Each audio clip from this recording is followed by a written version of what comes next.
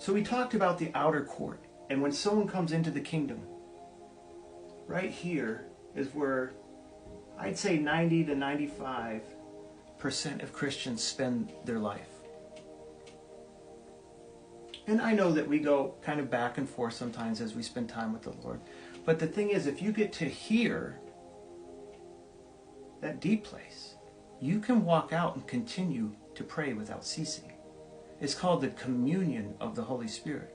2 Corinthians 13:14. Paul said about the fellowship of the Spirit. Philippians 2:1. You can walk in the Spirit.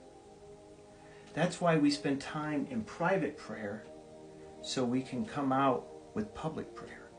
The private life. You see, the Father, as Jesus said, can see in secret. He knows how to reward each person that diligently seeks Him. This, out here, as far as prayer, Jesus said this. Matthew 7, ask. This is the carnal life. We're always asking for things. Whatever it is, it's normal to have things and needs, right? But that's the asking. Lord, this is Jimmy. What you going to give me? I need some money. I need a car. I need a new job. And it's okay. But don't stay here. When you get in prayer, 10 minutes and people leave. It might be 30, 40 minutes sometimes here for me as I get some things dealt with, right? Because I got a lot of prayers. Go over here. Now this gets interesting. Because this is still the kingdom. But Jesus talked about the mysteries of the kingdom, which we're going to get into.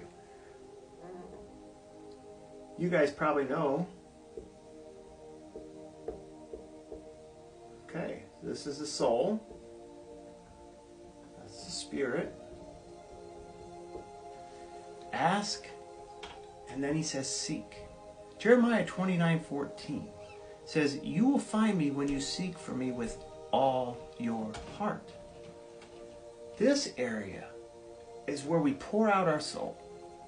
As I said earlier, Romans 12:1 is here. You offer your body so you can get into the area of truth. And as you get in here, you start seeking God. Romans 12:2, be renewed in the spirit of your mind. This is the mind, right? The soul. You have your mind, will, and emotions. God will deal with each one of those so He can get you close to Him. And as you start to seek Him, all these start to get submitted to your spirit man that's connected to Christ. Because He's King. And all these need to be submitted. Your body, your mind, your will, emotions, you surrendered all to Him. Why? Because you can knock on God's door.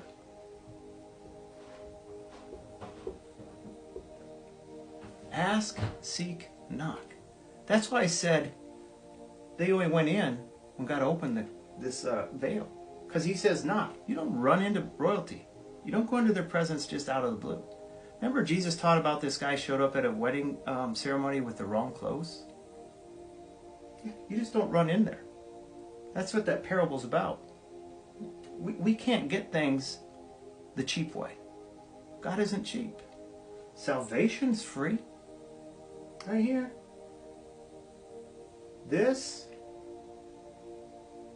two places, this will cost you. This will cost you everything.